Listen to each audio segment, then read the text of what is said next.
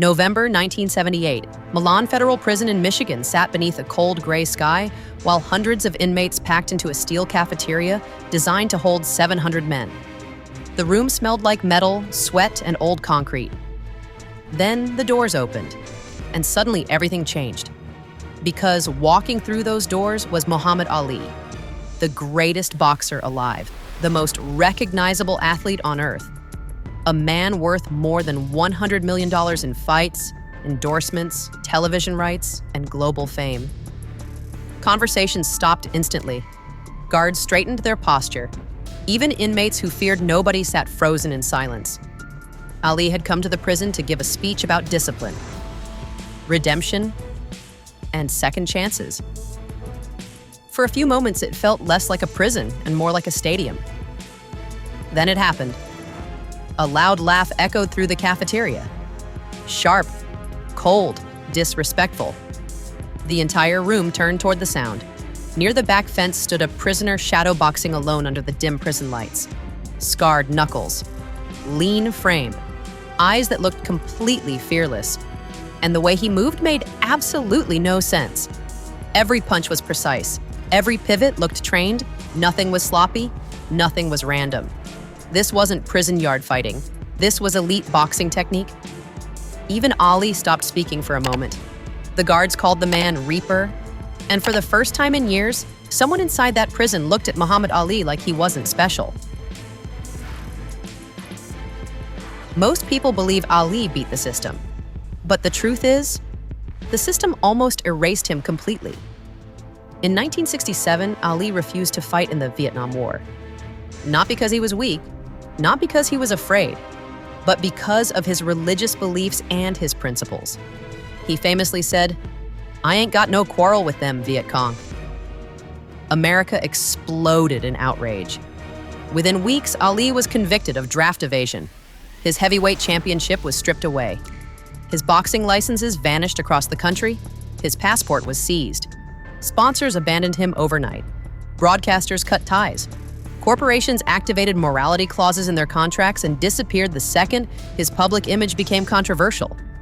And just like that, the most valuable athlete on earth became untouchable. That's the part history rarely focuses on. Ali never actually went to prison during those years, but he was trapped anyway. The government didn't need bars or handcuffs. Instead, it froze his ability to survive.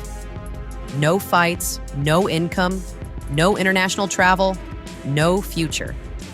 For more than 3 years, Ali was locked out of the sport that made him who he was. And every single day, the world debated whether he deserved to exist at all. The cage wasn't physical. It was legal, financial, invisible. And while Ali fought that invisible cage outside, another fighter was trapped inside a real one. His name was Marcus Reed. Marcus Reed was never supposed to end up in prison. Old boxing scouts once described him as a future Olympic contender. Golden Gloves champion, lightning fast hands, natural footwork. Detroit gyms whispered about him like he was destined for greatness. Coaches believed he could become one of the best fighters of his generation. But talent alone doesn't protect anyone from bad decisions.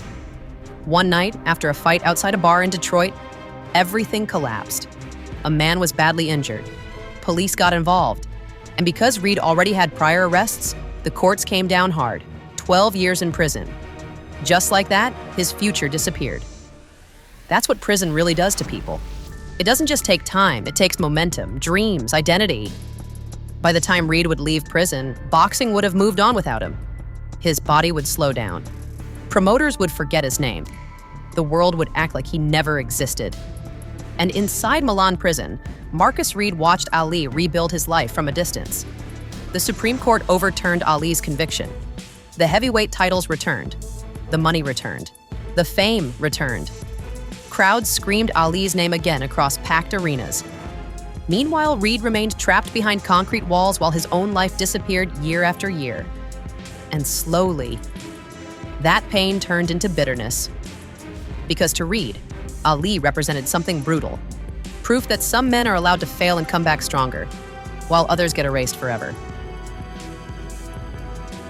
On Ali's final morning inside Milan prison, something happened that no official report ever fully captured. Ali noticed Reed standing alone in the prison yard, still shadowboxing, still moving with frightening precision, still training like a man preparing for a championship fight nobody would ever let him have. Ali stopped walking toward the prison exit, then slowly changed direction, straight toward him. The yard became silent. Even the guards stopped talking. Because everyone understood something important was about to happen, Reed lowered his fists and stared directly at Ali. No fear, no hesitation.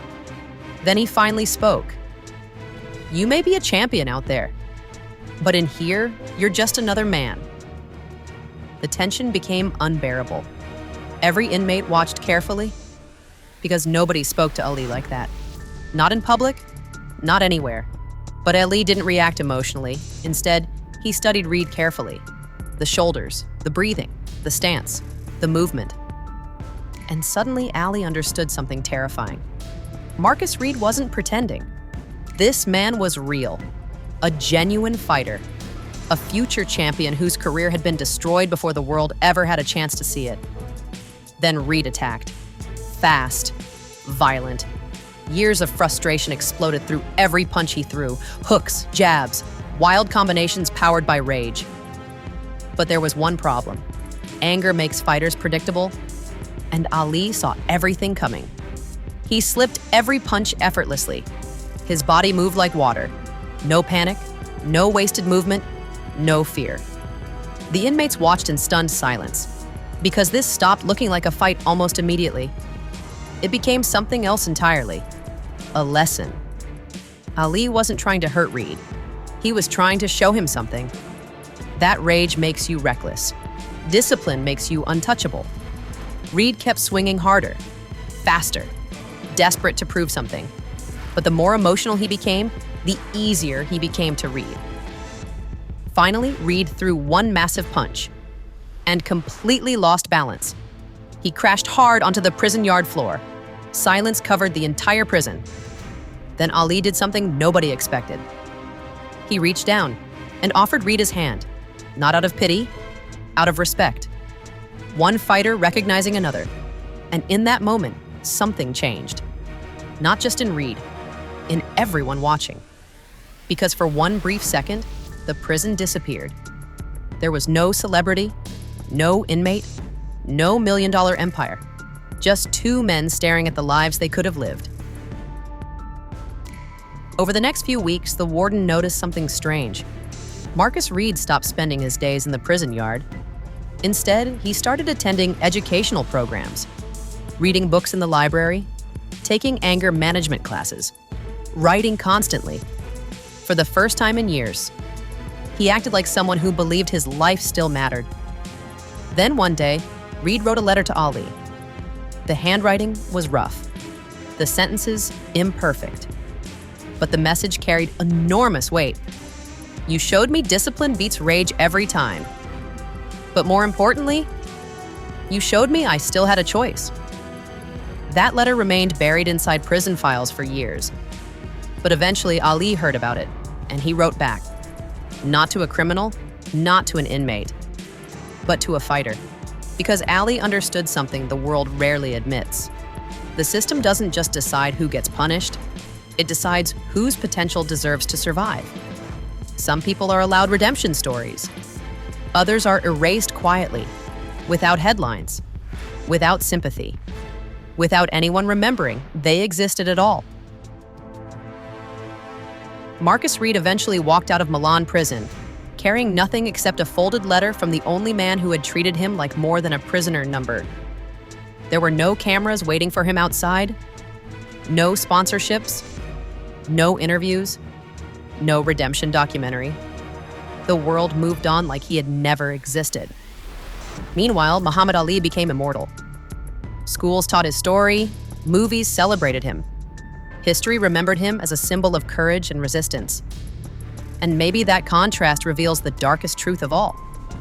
The same system that once tried to destroy Ali eventually turned him into a hero.